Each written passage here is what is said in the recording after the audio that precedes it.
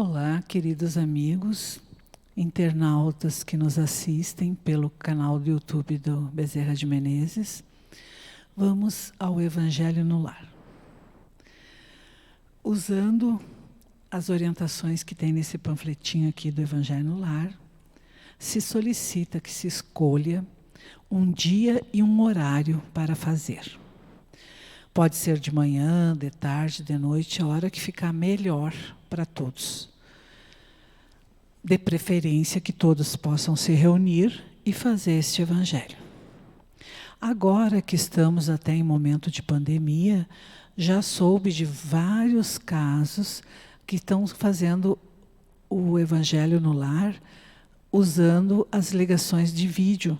Que já que não dá para reunir todo mundo, ou às vezes a avó, uma tia, um filho que já é casado, mora no outro local, então se faz chamada de vídeo, e se no horário certo, né, tem que fazer a chamada um pouquinho antes, e se faz o evangelho todos juntos.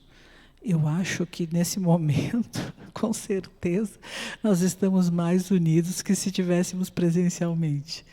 Porque graças à pandemia, nós viemos mexer muita coisa que estava parada no nosso coração. A gente veio mexer nosso egoísmo, nosso orgulho. A gente veio assim perceber o quanto devemos ser gratos, até pelo Evangelho no Lar. Até por uma ligação, por uma mensagem de bom dia. Porque esse Evangelho é que nos consola, é que nos traz carinho, é que nos traz a certeza de que não estamos sozinhos. A pessoa que tem a ligação com a espiritualidade, seja de que religião for, com certeza, digo isso em casos gerais, tá? Por favor, nada de coisas específicas. Ela não vai se entregar a tristezas, a neuroses, porque ela está se sentindo sozinha e abandonada. Ela sabe que existe algo superior a ela. Ela sabe que existe a espiritualidade. Que ela vai na sua casa, no momento em que ela se reúne com Jesus para orar. Vamos fazer como se nós estivéssemos esperando uma grande visita, né? E naquele dia, naquele horário, a gente não vai mexer em eletrônico nenhum. Nem ligar a televisão, no máximo podemos botar uma música suave, né? Uma música, tem tantas do Evangelizar é Amar, ou uma música orquestrada, uma coisa que seja suave para que os nossos ouvidos possam ficar harmonizados. E que o ambiente também se harmonize. Porque quando nós, no início do Evangelho, façamos a nossa prece e desejamos que todos que ali estejam bem, com certeza a espiritualidade vai estar trabalhando para isso. Mas se alguém não estiver bem ou não conseguir melhorar, não é porque a sua prece estava errada. É que às vezes o momento daquela pessoa ainda necessita um pouquinho mais de trabalho, um pouquinho mais de dedicação. Nada é por acaso. O plano espiritual coloca tudo nas nossas mãos. A gente vai fazendo. Vai fazendo. O que é certo para acontecer flui. Flui porque é para acontecer. Só que como nós estamos no planeta Terra, as coisas estão em provas e expiações. Vamos ler um trechinho aqui do Evangelho, capítulo 2, Meu reino não é deste mundo, item 5, o ponto de vista. A ideia clara e precisa que se faça da vida futura proporciona inabalável fé no porvir. Fé que acarreta enormes consequências sobre a moralização dos homens, porque muda completamente o ponto de vista sob o qual encaram eles a vida terrena. Para quem se coloca pelo pensamento na vida espiritual, que é indefinida, a vida corpórea se torna simples passagem, breve estada num país ingrato. As vicissitudes e tribulações dessa vida não passam de incidentes que ele suporta com paciência, por sabê-las de curta duração, devendo seguir-se-lhes um estado mais ditoso. a morte nada mais restará de aterrador. Deixa de ser a porta que se abre para o nada e torna-se a que dá para a libertação, pela qual entra o exilado numa mansão de bem-aventurança e paz, sabendo temporária e não definitiva a sua estada no lugar onde se encontra, menos atenção presta às preocupações da vida, resultando-lhe daí uma calma de espírito que tira aquela muito do seu amargor.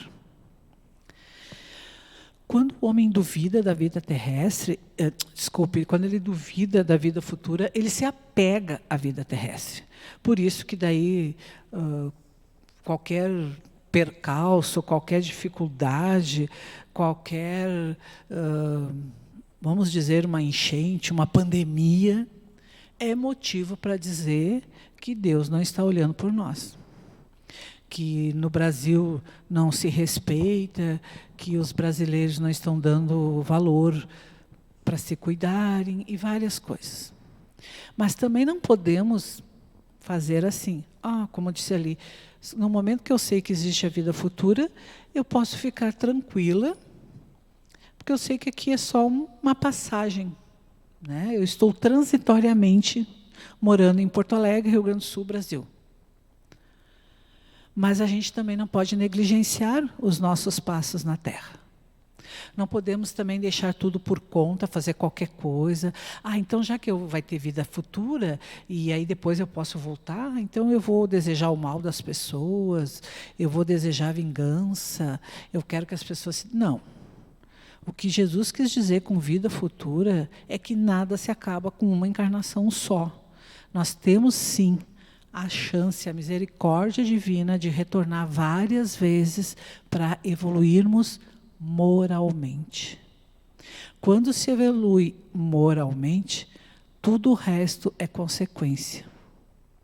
Porque o que as pessoas, desde aquela época de Jesus, quando diziam que talvez existisse anjos celestiais, que se alguma coisa ruim acontecesse era teu erro, que as pessoas foram evoluindo e que Jesus, aos poucos, foi trazendo a verdade, porque ele tinha que agir de acordo com as pessoas da época, com entendimento. Não dava para dar um ensinamento que as pessoas iam embaralhar a cabeça, não iam entender e ainda iam interpretar errado.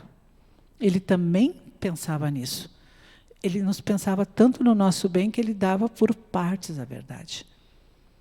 E quando ele falou vida futura, as pessoas brilharam os olhinhos e pensaram, então não acaba tudo aqui. Não. Mas também não quer dizer que eu vou deixar tudo aqui de qualquer jeito. Porque eu volto. E eu vou voltar como? Como um espírito num corpo de homem, num corpo de mulher. Eu vou voltar para ser filha de quem? Irmã de quem? Tia de quem? Que profissão que eu estou me dedicando? O que eu estou aprendendo? Eu tenho preguiça de estudar, eu tenho preguiça de trabalhar, eu resmungo por tudo, nada está bom, ninguém me entende. Então, o que eu estou preparando para o outro mundo? A mesma coisa. Porque a única diferença é que quando se chega na espiritualidade, que não se tem o corpo de carne. Mas nós temos o nosso perispírito. E lá ficam gravadas todas as nossas ações, boas e más. O que nós podemos fazer é nos esforçarmos para melhorar um pouquinho a cada dia. Que nem a pessoa que tem um vício, né? Eu gosto muito de chocolate, vou comer chocolate, vou comer chocolate. A gente sabe que o excesso faz mal. Então, o que podemos fazer? Equilibrar. Eu vou me dedicar às coisas terrenas, eu vou me dedicar a ter um bem-estar, a ter um trabalho responsável e honesto. Eu vou me dedicar à espiritualidade, a preservar a minha família, mas sempre com vistas à vida futura. Porque tudo que eu plantar, tudo que eu semear, vai florescer de alguma maneira. Porque é aquela história, né? A semeadura é livre, mas a colheita é obrigatória. Então, conforme eu semear, eu posso dizer, estou semeando aqui de qualquer jeito, deixa aí, deu. Se florescer, tá bom. Mas eu vou ter que voltar para colher. E o que eu puder deixar de melhor, esse melhor vai me ajudar na vida futura, quando eu estiver na espiritualidade e também quando eu puder retornar. Então, todo ato tem consequência. Toda vida tem uma missão. Pequena, nós temos a mania de querer coisas grandes, né? Ai, ser um ótimo palestrante, viajar ao Brasil, ser o tipo de Valdo, essas coisas. Não, vamos tentar ser uma boa mãe, um bom pai, com firmeza e com amor. Ah, mas um pai tem que chamar atenção, um pai tem que dizer não. Aí o pai se torna o chato. Sim, nós estamos em evolução. Porque se nós não formos o pai chato, a mãe que diz não, nós seremos idosos abandonados. Porque o que nós exemplificamos para os nossos filhos? Eu escutei de um jovem esses dias que antes do pai dele desencarnar, o pai dele disse assim: ai, que bom que vocês estão me cuidando. E ele disse: ué, pai, tu não cuidou da avó? Agora nós cuidamos de ti. Esse foi o exemplo que ele deixou. E ele nem sabia, não tinha nem percebido que estava dando esse exemplo. É assim que nós exemplificamos. Em vez da gente ficar dentro de casa xingando, falando mal, reclamando, vamos analisar. Ah, mas tu não sabe, o meu trabalho é horrível.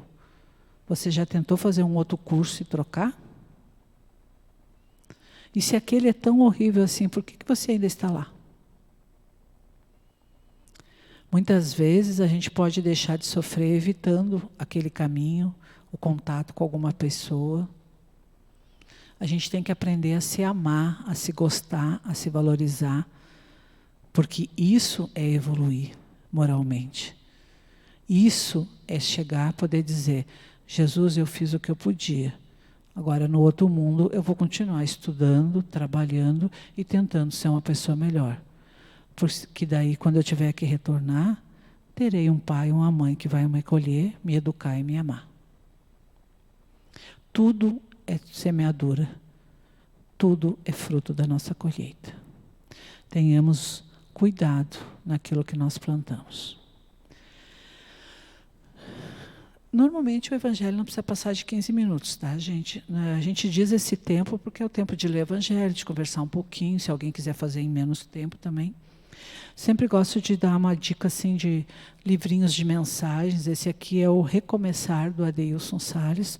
Tem aquele Preces do Coração, Minutos de Sabedoria. Pode-se ler também aquele, conversar. Quando temos criança, nós temos o Evangelho Infantil. Nós temos também, pode usar os livrinhos do Conte Mais, né, para quando tiver alguma criança. Tem um livro que diz Parábolas de Jesus para a Criança, uma coisa assim, que são as parábolas mais resumidinhas, e aí é fácil da criança ficar ali, porque muito tempo a criança cansa também, às vezes, né?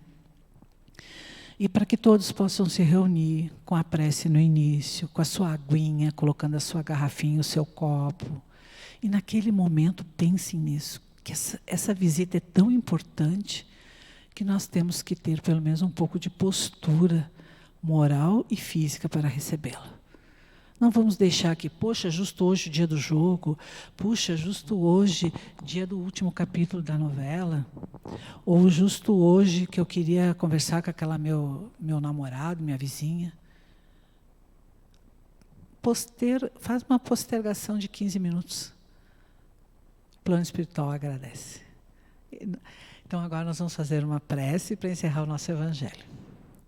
Te agradecemos, Jesus, mais uma vez, por estarmos aqui reunidos em Teu nome. Abençoe todos do nosso lar, as pessoas que aqui vêm. Higienize peça por peça todo o nosso lar. Nos intua as palavras certas para dizer, as atitudes corretas para termos. E as soluções que tantos te pedimos, as decisões que precisamos tomar. Nos intua como nós podemos proceder. Te agradeço, Senhor, por tudo que tem feito por nós.